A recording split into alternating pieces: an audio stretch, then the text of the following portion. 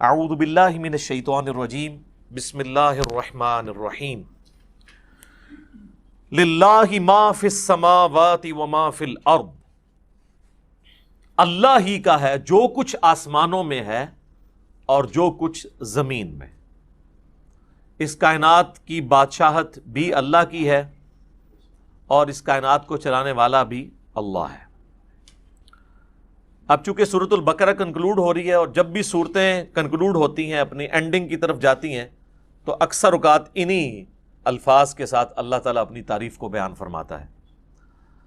وَإِن تُبْدُوا مَا فِي أَنفُسِكُمْ، اور اگر تم ظاہر کرو جو کچھ تمہارے جی کے اندر ہے، أَوْ تُخْفُوهُ، یا اسے چھپا لو، يُحَاسِبْكُمْ بِهِ اللَّهُ، اللہ تعالیٰ اس کے اوپر بھی حساب لے گا۔ یہ بہت خطرناک معاملہ ہے میرے بھائیوں۔ یہ قرآن حکیم میں ایک ایسا مقام ہے جہاں پر اللہ تعالیٰ نے دل کے گناہ کے اوپر گرفت کرنے کا بھی اندیہ دیا ہے۔ یہ چند آیات میں سے ہے جو قرآن حکیم میں جن کی تفسیر بڑی مشکل ہے اور اس کے بارے میں کافی اختلاف پایا جاتا ہے۔ اب بخاری مسلم کی کئی احادیث ہیں، مثلا بخاری اور مسلم دونوں میں ایک حدیث ہے کہ اللہ کے محبوب صلی اللہ علیہ وآلہ وسلم نے فرمایا کہ اللہ تعالیٰ نے میری امت سے جو دل میں آنے والے خیالات ہیں نا، ان سے درگزر فرما دیا ہے، جب تک کہ وہ اس پر عمل نہ کر لیں یا اس کو اپنی زبان پر نہ لے آئیں۔ یعنی جو وسوسہ دل میں آیا، گناہ کا وسوسہ یا بدعقیدگی یا کیسی بھی چیز، کوئی شیطانی بات، جب تک اسے ایگزیکیوٹ نہیں کر لیتے پریکٹیکلی یا اپنی زبان پر نہیں لے آتے، تو اللہ تعالیٰ نے میری امت سے اس کو درگزر فرما دیا ہے۔ اب یہ حدیث بخاری میں بھی ہے اور مسلم میں بھی، ظاہر ایک مضبوط حدیث ہے، ٹاپ آف دا لسٹ دو کتابوں کے اندر ہے۔ تو اس حدیث کی بنیاد پہ بعض مفسرین کا خیال ہے کہ یہ آیت ہی منسوخ ہے قرآن کی، کہ جی اللہ تعالیٰ دل میں آنے والے گناہوں کے اوپر بھی گرفت فرما سکتا ہے، کیونکہ حدیث میں جو آ گیا کہ اللہ نے معاف کر دیا ہے، لہٰذا یہ آیت منسوخ ہے۔ حالانکہ ہمیں کوئی حدیث اس بات پہ مجبور نہیں کرتی کہ ہم قرآن کی کسی آیت کو منسوخ مانیں، اور اس میں بڑے بڑے مفسرین نے ٹھوکر کھائی ہے، پرانے بزرگوں میں سے بھی اور آج کل کے بھی۔ میں نے اس کے اوپر کافی غور و تفکر کیا تو میں اس نتیجے پہ پہنچا کہ یہ قرآن حکیم کے ساتھ علمی خیانت کے مترادف ہے اگر کوئی شخص اس آیت کو ان احادیث کی بنیاد کے اوپر منسوخ مانتا ہے، کیونکہ کئی اور احادیث ہیں جن میں ہمارے پاس وہ رزلٹ بھی نکلتا ہے جو اس آیت کے اندر بیان ہوا ہے۔ تو میں کوشش کروں گا کہ میں اس کو بریف کروں اس حوالے سے کہ یہ جو دل کا اللہ تعالیٰ نے معاملہ گرفت کے اعتبار سے بیان کیا ہے، اس کے کیا معنی ہو سکتے ہیں۔ تو غور و تفکر کرنے کے بعد میں اس رزلٹ پہ پہنچا ہوں کہ یہ جو اللہ تعالیٰ نے فرمایا نا، وَإِن تُبْدُوا مَا فِي أَنفُسِكُمْ أَوْ تُخْفُوهُ يُحَاسِبْكُمْ بِهِ اللَّهُ، چاہے تم اپنے جی کے خیال کو ظاہر کر دو یا جی میں چھپا کر رکھو، اس پہ بھی اللہ محاسبہ کر دے گا، پکڑ فرما لے گا۔ اس کے دو معنی ہو سکتے ہیں۔ ایک تو یہ ہے کہ دل کی نیت کے اوپر اللہ تعالیٰ گرفت کرے، کہ کسی نے نیکی کا کام بظاہر تو بڑا اچھا کیا، دل میں ریاکاری کی نیت تھی، تو اللہ تعالیٰ اس دل کے خیال کے اوپر گرفت کرتے ہوئے اس کی نیکی کو زیرو سے ملٹیپلائی کر دے گا۔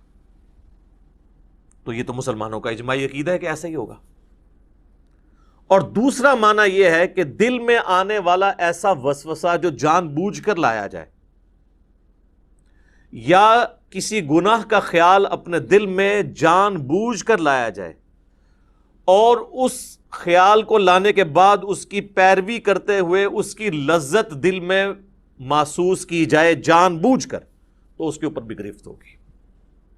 یہ دونوں معنی اپنی جگہ درست ہیں۔ پہلے والا تو ہمیں پتہ ہی ہے، ریاکاری والا، بخاری اور مسلم دونوں میں حدیث ہے، بخاری کی پہلی حدیث ہی یہی ہے، انما الاعمال بالنیات، اعمال کا دار و مدار نیتوں کے اوپر ہے۔ اور یہ نیک عمال کے بارے میں ہے، برے عمال کے بارے میں نہیں۔ برا عمل چاہے اچھی نیت سے بھی کیا جائے وہ گناہ ہی ہے، یہ نیک عمال کے بارے میں، کیونکہ اس سے آگے الفاظ ہیں اسی حدیث میں کہ اعمال کا دار و مدار نیت پہ ہے۔ اگر کسی شخص نے اللہ اور اس کے رسول کے لیے ہجرت کی تو اس کی نیت اللہ اور اس کے رسول کے لیے لکھی جائے گی، اور اگر کسی شخص نے کسی عورت کی نکاح کی خواہش میں ہجرت کی تو اس کی ہجرت اس کے لیے لکھی جائے گی۔ اگرچہ نکاح کی خواہش کوئی بری چیز نہیں ہے، لیکن اللہ تعالیٰ کہتا ہے کہ میرے اعتبار سے جو نیکی کرنی ہے وہ پیورلی میرے لیے ہو۔ تو یہ چیز بتا رہی ہے کہ نیک عمل میں خالصتاً اللہ کی نیت ہو، برے عمل کا تو لینا دینا ہی نہیں اس کے ساتھ، کیونکہ انہی احادیث کو لوگ مس یوز کر کے ایکسٹرا جوڈیشل ایکٹیویٹیز پرفارم کرتے ہیں۔ ہمارے مولویوں کے ورغلائے ہوئے لوگ بھی اور ہمارے بعض ریاستی اداروں کے ورغلائے ہوئے لوگ بھی، اور کہتے ہیں جی نیت تو ہماری اچھی تھی، اگرچہ کام برا کر دیا، بندہ مار دیا، خیر اللہ تعالیٰ معاف کرے گا۔ نہیں، تو میری اس کے اوپر پہلے سے ویڈیوز آ چکی ہوئی ہیں، آپ یوٹیوب پہ جا کے لکھیں ایکسٹرا جوڈیشل کلنگ ان اسلام، جو یہ آپ کو پتہ ہے سائیوال انسیڈنٹ ہوا تھا، اس پہ میں نے یہ ساری پھر چیزوں کو بریف بھی کیا تھا قرآن اور احادیث کی روشنی میں۔ تو یہ نیک عمال کے بارے میں ہے کہ اگر وہ نیک عمل اچھی نیت سے ہوگا، اللہ کے لیے ہوگا تو اجر ملے گا، اور اگر اللہ کے لیے نہیں ہے تو اجر 0 سے ملٹیپلائی، ختم۔ اسی کو سپورٹو وہ صحیح مسلم کی حدیث ہے کہ اللہ تعالیٰ تمہاری شکلوں اور مال کو نہیں دیکھتا، دلوں اور اعمال کو دیکھتا ہے۔ شکل خوبصورت ہے، مال اللہ کی راہ میں کوئی خرچ بھی کر رہا ہے، لیکن دل میں نیت کسی اور چیز کی ہے تو اللہ نے دل کو دیکھنا ہے، اور پھر اعمال بھی اچھے ہونے چاہیے، اس چیز کو بھی دیکھنا ہے اللہ تعالیٰ نے۔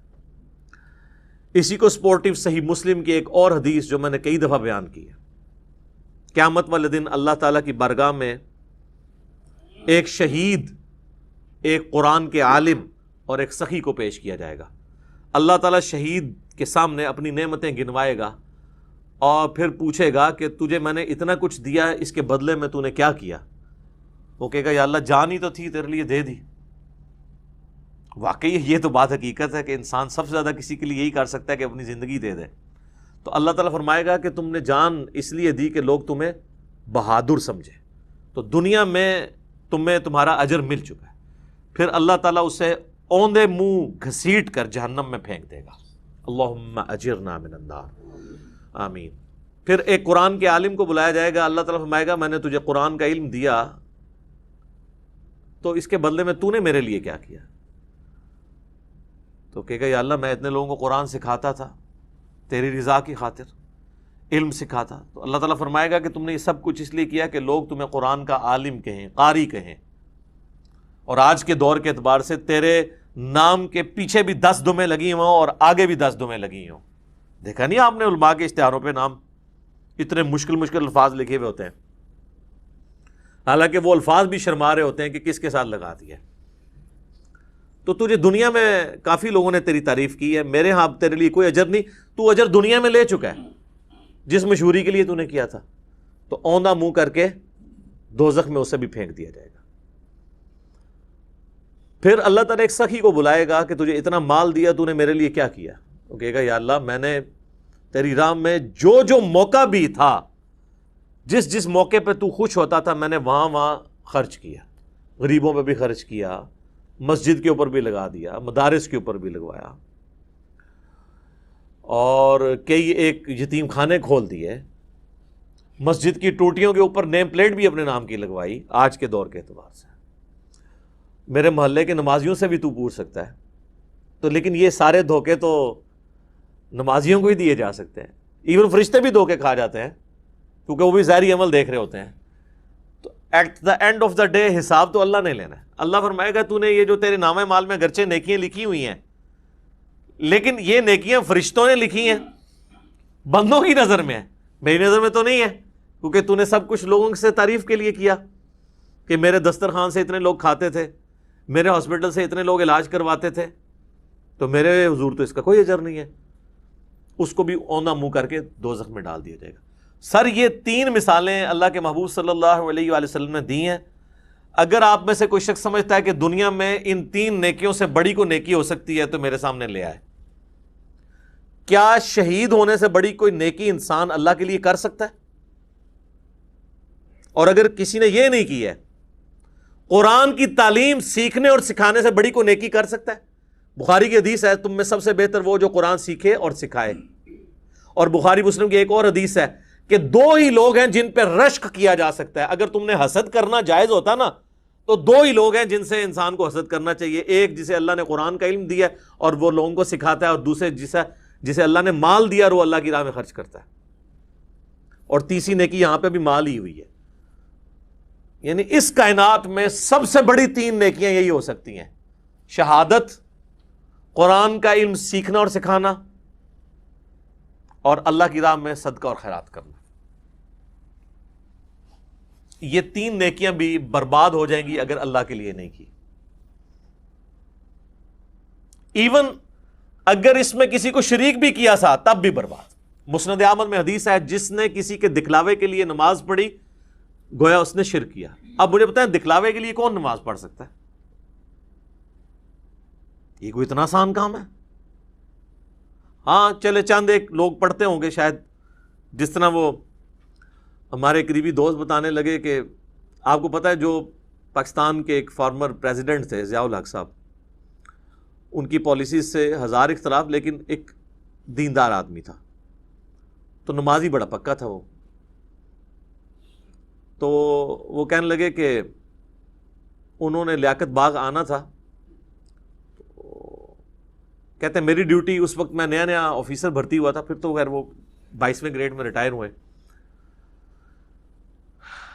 تو کہنے لگے کہ میری ڈیوٹی تھی کہ صدر صاحب کو آپ نے وضو کروانا ہے نماز عصر کے لیے.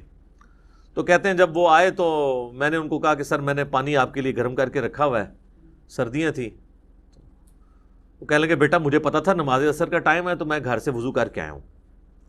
تو کہتا ہے نماز کا ٹائم ہوا تو اب چونکہ صدر صاحب نماز پڑھ رہے ہیں تو لوگ بغیر وضو کے ہی پیچھے کھڑے ہو گئے. ظاہر پتہ ہوتا ہے اپنے ساتھیوں کا کہ یہ تو کبھی زندگی میں انہوں نے کبھی نماز نہیں پڑھی، وضو بھی نہیں کیا، جا کے کھڑے ہو. جس طرح یہاں پہ کئی سیاسی لیڈر جو ہیں وہ جب کسی کے جنازے پہ جاتے ہیں تو اسی طریقے سے وہ جا کے کھڑے ہو جاتے ہیں، نہ ان کو نماز جنازہ آتا ہے نہ وضو کا طریقہ آتا ہے، وہ دنیا داری کے طور پہ. تو مسند احمد کی حدیث کے الفاظ ہیں، جس نے دکھلاوے کے لیے نماز پڑھی اس نے شرک کیا، جس نے دکھلاوے کے لیے روزہ رکھا اس نے شرک کیا، جس نے دکھلاوے کے لیے صدقہ کیا اس نے شرک کیا. نماز تو ہے ہی اللہ کے لیے، تو پھر شرک کیسے آ گیا؟ یعنی اللہ کے ساتھ نیت بھی کسی نے کر لی کسی اور کی. حتیٰ کہ سنن ابن ماجہ میں یہ الفاظ بھی ہیں کہ اگر کوئی شخص نماز پڑھ رہا ہے اور اس نے یہ محسوس کیا کہ اسے کوئی دیکھ رہا ہے، اس کی وجہ سے وہ اپنا سجدہ لمبا کر دے، تو سجدہ تو اللہ کے لیے کر رہا ہے لیکن 0 سے ملٹیپلائی ہو جائے گا، ریاکاری میں آ جائے گا. اسی لیے ریاکاری کو شرک اصغر کہا گیا، چھوٹا شرک. بڑا ایک جلی شرک ہے نا کہ اللہ کے ساتھ کسی کو شریک ٹھہرانا. ایک یہ ہے کہ اللہ کے ساتھ شریک تو کسی کو نہ ٹھہرانا، لیکن جو اللہ کے لیے اعمال کر رہے ہیں نا اس کی جزا مخلوق سے بھی ڈیمانڈ کرنا، ریاکاری، دکھلاوا، یہ بھی شرک کی کیٹیگری میں فال کرتا ہے. اللہم لا تجعلنا منہم، اے اللہ ہمیں ان میں سے نہ کرنا جو اس طرح کے فتنوں کا شکار ہوں گے، آمین. اچھا جی، اب آ جائیں دوسرے معنی کی طرف، وہ ہے دل میں محکم خیال لانا گناہ کا، برائی کا. تو اس کو سپورٹیو وہ حدیث ہے، بخاری اور مسلم دونوں میں حدیث ہے کہ نبی صلی اللہ علیہ وآلہ وسلم نے فرمایا کہ آنکھ کا زنا دیکھنا ہے، کان کا زنا سننا ہے، ہاتھ کا زنا پکڑنا ہے، پاؤں کا زنا چل کر جانا ہے، اور نفس یعنی دل تمنا کرتا ہے اور شرمگاہ اس کی تصدیق کرتی ہے. تو وہاں پہ نبی علیہ السلام نے ایک ایک جو عضو ہے نا اس کی برائی کا ذکر کیا اور نفس کا بھی ذکر کیا. اگر کسی نے برائی کا خیال جان بوجھ کر اپنے جی میں لا کر اس سے لذت حاصل کی تو فرشتوں کو تو نہیں پتا اس کا، لیکن اللہ کے حضور اس کی گرفت ہوگی، وَلِعَوْذُ بِاللَّهِ تَعَالَى. اللہ کو کوئی نہیں پوچھ سکتا جی، سورۃ الانبیاء میں ہے نا، لا یسأل عما یفعل وہم یسألون، اللہ کو کوئی نہیں پوچھ سکتا کہ اس نے کوئی کام کیوں کیا، اللہ ہر ایک کو پوچھ سکتا ہے، وہم یسألون، کہ تم نے یہ کام کیوں کیا۔ تو اللہ تعالیٰ دل کے خیالات کے اوپر بھی گرفت فرما سکتا ہے، وَلِعَوْذُ بِاللَّهِ تعالی۔ البتہ وہ حدیث اپنی جگہ ایک تسلی والی ہے بخاری اور مسلم میں، کہ اللہ تعالیٰ نے میری امت سے دل کے خیالات کے اوپر درگزر فرما دیا ہے جب تک کہ اس پر عمل نہ کر لیں یا اس کو اپنی زبان پر نہ لے آئیں، یعنی دل میں آنے والے وسوسوں کو۔ لیکن اس کو بھی اسی اعتبار سے سمجھنا ہوگا کہ یہ بھی وسوسے وہ ہوں گے جو خود بخود آ جائیں، جو جان بوجھ کے لائے جاتے ہیں نا، وہ سر اس کیٹیگری میں نہیں آئیں گے۔ بہرحال اللہ تعالیٰ کی رحمت کا ایک تقاضا بھی ہے، وَكَتَبَ رَبُّكُمْ عَلَى نَفْسِهِ الرَّحْمَةِ، جو سورۃ الانعام میں ہے کہ اللہ نے اپنے اوپر خود سے ایک چیز واجب کر لی ہے کہ میں ہر حال میں رحم ہی کروں گا، جو بخاری مسلم دونوں میں حدیث ہے کہ میری رحمت میرے عرش پہ، میں نے اپنے پاس ایک عبارت لکھ لی تھی مخلوق کی پیدائش سے پہلے کہ میری رحمت میرے غضب پر سبقت لے جانے والی ہے۔ یہ برابر بھی ہوتی نا تب بھی ہمارے لیے مصیبت ہو جاتی، اسی لیے کہتے ہیں نا کہ اللہ تعالیٰ سے عدل نہیں مانگنا چاہیے بلکہ اللہ تعالیٰ سے اس کا فضل مانگنا چاہیے۔ اللہم انی اسألک من فضلک ورحمتک، آمین۔ اور صحیح مسلم میں ایک اور حدیث ہے کہ صحابہ اکرام کہتے ہیں کہ یا رسول اللہ، ہمارے دل میں بعض اوقات ایسے خیالات آتے ہیں کہ ہمیں بڑے بھاری گزرتے ہیں کہ ہم کسی سے اس کا ذکر بھی کریں۔ یہ اکثر لوگ پوچھ رہے ہوتے ہیں نا، دل میں جناب وسوسے آتے ہیں، نماز میں بھی بعض لوگوں کو آ جاتے ہیں۔ تو آپ صلی اللہ علیہ وآلہ وسلم نے فرمایا کیا تم واقعی دل میں ایسے خیالات محسوس کرتے ہو؟ تو ان کا یا رسول اللہ ایسا ہی ہے۔ تو آپ نے فرمایا یہ تمہارے ایمان کی دلیل ہے، کیونکہ ایمان کا چور کون ہے؟ شیطان۔ شیطان اسی دل پہ حملہ کرے گا جس میں ایمان موجود ہوگا۔ اسی کو سپورٹو ایک سنن ابی داؤد میں حدیث ہے، صحابہ نے کہا یا رسول اللہ، بعض اوقات ہمارے دل میں ایسے خیالات آتے ہیں کہ ہمارا دل چاہتا ہے کہ ہم جل کے کوئلہ ہو جائیں لیکن اپنی زبان پہ اسے کبھی نہ لائیں۔ تو آپ نے فرمایا اللہ کا شکر ادا کرو کہ اللہ تعالیٰ نے اس کو وسوسہ بنا دیا ہے، تم نے پریکٹیکلی ان خیالات پہ عمل نہیں کیا۔ یہ بھی ایمان کی ایک دلیل ہے۔ ایک اور زبردست حدیث ہے بخاری اور مسلم میں کہ نبی صلی اللہ علیہ وآلہ وسلم نے فرمایا کہ جب بندہ نیکی کا ارادہ کرتا ہے نا، تو اللہ تعالیٰ فرشتے سے فرماتا ہے جو کرامن کاتبین ہیں کہ میرے بندے کی ایک نیکی لکھ لو، کیے بغیر ہی ارادے کے اوپر۔ ظاہر ہے وہ اللہ تعالیٰ مطلع کر دیتا ہے فرشتے کو، اور جب وہ نیکی کرتا ہے نا پھر اللہ تعالیٰ فرماتا ہے اب اس کی نیکی کو 10 سے لے کر 700 گنا تک بڑھا دو، جس طرح اللہ تعالیٰ ان کو گائیڈ کرتا ہے کہ جس کا جو لیول ہے اس کے اعتبار سے 10 تو ملنا ہی ہے نا، جو سورۃ الانعام میں باقی صورتوں میں آیا کہ جو ایک نیکی لے کے آئے گا اس کے بدلے اسے 10 دی جائیں گی، جو بخاری مسلم میں آیا کہ نمازیں تو 5 پڑھی جائیں گی لیکن ثواب 50 کا ملے گا، 10 گنا۔ اور جب میرا بندہ برائی کا ارادہ کرتا ہے تو اللہ تعالیٰ فرماتا ہے کہ اس کی برائی نہ لکھو کیونکہ صرف اس نے ارادہ کیا ہے، اور اگر وہ برائی سے رک جائے تو اللہ تعالیٰ فرماتا ہے ایک نیکی لکھ لو کیونکہ اس نے برائی کو جو چھوڑا ہے یہ بھی ایک نیکی ہے۔ یہ ہے وہ وَكَتَبَ رَبُّكُمْ عَلَى نَفْسِهِ الرَّحْمَةِ، اور تمہارے رب نے اپنے اوپر خود سے واجب کر لیا ہے، یہ بات تقدیر میں لکھ دی ہے کہ میں نے ہر حال میں رحم ہی کرنا ہے۔ سبحان اللہ وبحمدہ سبحان اللہ العظیم۔ تو اور جب وہ برائی کرتا ہے تو پھر اللہ تعالیٰ فرماتا ہے کہ اس کے بدلے ایک ہی برائی لکھنا، نیکی کے بدلے 10، برائی کے بدلے 1۔ بخاری و مسلم میں ایک اور حدیث ہے کہ شیطان انسان کے جسم میں خون کی طرح گردش کرتا ہے، اور مسلم شریف میں حدیث ہے کہ ہر انسان کے ساتھ ایک جن ہے شیطان، چونکہ شیطان جنات میں سے ہے نا، جو اسے برائی کی طرف بلاتا ہے، اور ایک فرشتہ ہے جو اسے اچھائی کی طرف بلاتا ہے۔ تو صحابہ نے جرأت کر کے پوچھا یا رسول اللہ آپ کے ساتھ بھی؟ تو آپ فرمائے ہاں میرے ساتھ بھی، لیکن اللہ تعالیٰ نے میرے ساتھ جو جن اٹیچ تھا اسے میرا مطیع کر دیا، اب وہ نیکی کے کاموں میں میری مدد ہی کرتا ہے، یعنی وہ بھی مجھے نیکی کی طرف لگاتا ہے۔ یہ پروٹوکول صرف پیغمبروں کا ہے، ما ضل صاحبکم وما غوا، تمہارے نبی نہ کبھی بہکے ہیں نہ کبھی بہرا چلے ہیں۔ صحیح مسلم میں ایک اور حدیث ہے کہ ایک صحابی نے حضور کو شکایت کی کہ یا رسول اللہ میں نماز پڑھتا ہوں تو مجھے برے برے خیالات آتے ہیں، وسوسے آتے ہیں۔ تو آپ نے فرمایا یہ خاص شیطان ہے جو آ کے وسوسے دلاتا ہے، جب تم نماز کی حالت میں اس طرح کے وسوسے محسوس کرو، اور نماز کے سوا بھی، اگر نماز میں ہے تو نماز کے سوا بھی، تو 3 دفعہ پڑھو اعوذ باللہ من الشیطان الرجیم، یعنی میں اللہ کی پناہ مانگتا ہوں راندہ درگاہ کیے ہوئے شیطان سے، اور اپنے بائیں طرف 3 دفعہ تھوک دو۔ اب یہ فزیکلی تھوکنا نہیں ہوگا، بس صرف زبان سے ہلکا سا ایسے، بس۔ یہی بخاری مسلم میں ہے کہ اگر کوئی شخص برا خواب دیکھ لے تو وہ اٹھتے ہی اعوذ باللہ من الشیطان الرجیم پڑھ کے 3 دفعہ بائیں طرف تھوک دے، تو اللہ تعالیٰ اس خواب کے شر سے اسے بچا لے گا، چونکہ وہ برے خواب شیطان کی طرف سے ہوتے ہیں۔ تو نماز کے دوران بھی اگر کسی کو خیال آئے تو وہ یہ کر سکتا ہے۔ باقی یہ خیالات آنے کی کئی ایک ٹیکنیکل ریزن بھی ہیں۔ پورا دن آپ دنیا کے کاموں کا حساب کتاب کریں گے تو نماز کے اندر کوئی سوئچ تو نہیں ہے جو آپ آف کر کے نماز میں داخل ہو جائیں گے، ظاہر ہے۔ اس کے لیے پھر اسی لیے تو کہا گیا کہ بھئی اذان کی آواز سنو، مسجد کی طرف چلو، وضو کرو گے، اس کے بعد سنتیں ادا کرو گے، پھر کہیں دماغ آہستہ آہستہ آہستہ سٹیبل ہوتے ہوتے تو کہیں فرض نماز کے لیے جا کے پھر سٹیبل ہوگا۔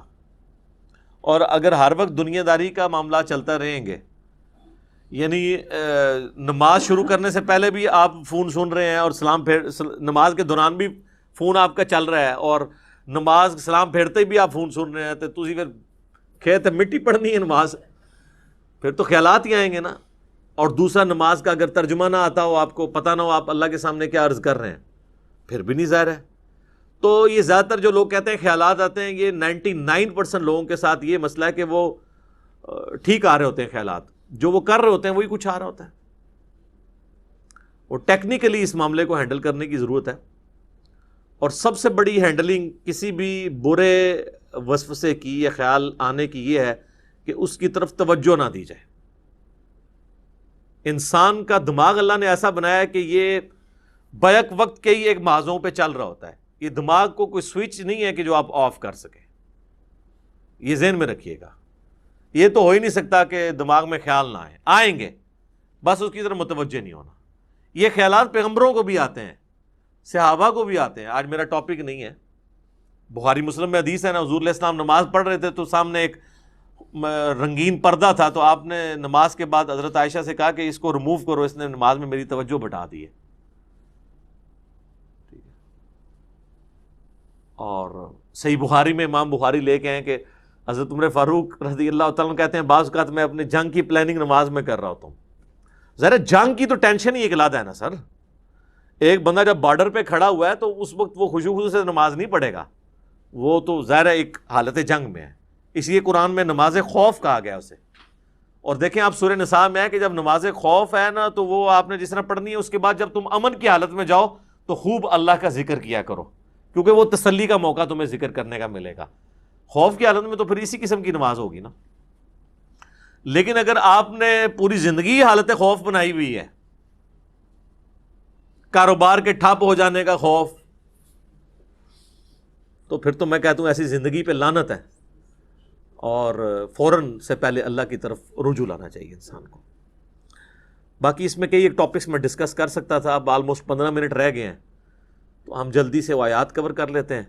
یہ ٹیکنیکل گفتگو تھی جو کرنا ضروری تھی، میں نے اس لیے یہ پورا لیکچر 42 صرف ان آیات کے اوپر رکھا تھا، اور خصوصاً اس میں یہ جو چند ایک ٹاپکس ہیں۔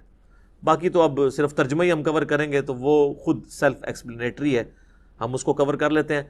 شیطانی وسوسوں کے اعتبار سے میرے 2 لیکچرز ہیں، مسئلہ 83A اور 83B، شیطانی وسوسے اور ان کا علاج 83A ہے، اور 83B ہے اللہ کو کس نے پیدا کیا اور جدید شیطانی وسوسوں کا تحقیقی جائزہ، جس میں نے پروفیسر رچرڈ ڈاکنز کی کتاب دا گاڈ ڈیلوژن کے حوالے سے بھی ڈسکشن کی تھی۔ آج مال نہیں، میں اس کو سکپ کرتا ہوں، اب آ جائیں ان آیات کی طرف۔ تو اللہ تعالیٰ فرما ہے کہ اللہ تعالیٰ چاہے تو دل میں آنے والے خیالات کے اوپر بھی گرفت فرما سکتا ہے۔ فَيَغْفِرُ لِمَن يَشَاءُ وَيُعَذِّبُ مَن يَشَاءُ، پھر اس کی مرضی جسے بخش دے اور جسے عذاب دے۔ وہ اللہ تعالیٰ کا فیصلہ ہے کہ اس نے کس کے لیے کیا فیصلہ کرنا ہے۔ اللہم حاسبنی حسابا یسیرا، اے اللہ ہمارے لیے حساب کو آسان فرمانا۔ واللہ علی کل شیء قدیر، اور اللہ تعالیٰ ہر چیز کے اوپر قادر ہے۔ پھر وہ یاد کریں آیت، لا یسأل عما یفعل وہم یسألون، اللہ کو کوئی نہیں پوچھ سکتا کہ اس نے یہ کیوں کیا، وہ ہر ایک کو پوچھ سکتا ہے کہ تم نے یہ کیوں کیا۔ تیرا اندیشہ افلاکی نہیں ہے، تیری پرواز لولا کی نہیں ہے۔ یہ مانا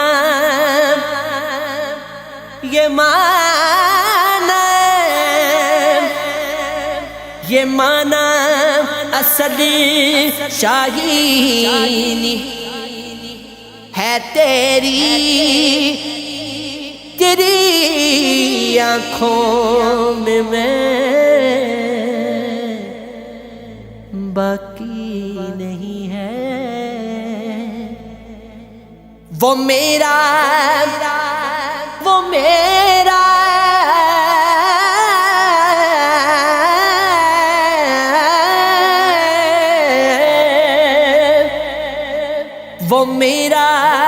رونق کی محفل کہاں ہے، میری بجلی میرا حاصل کہاں ہے، مقام اس کا ہے دل کی خلوتوں میں، خدا جانے مقام دل کہاں ہے۔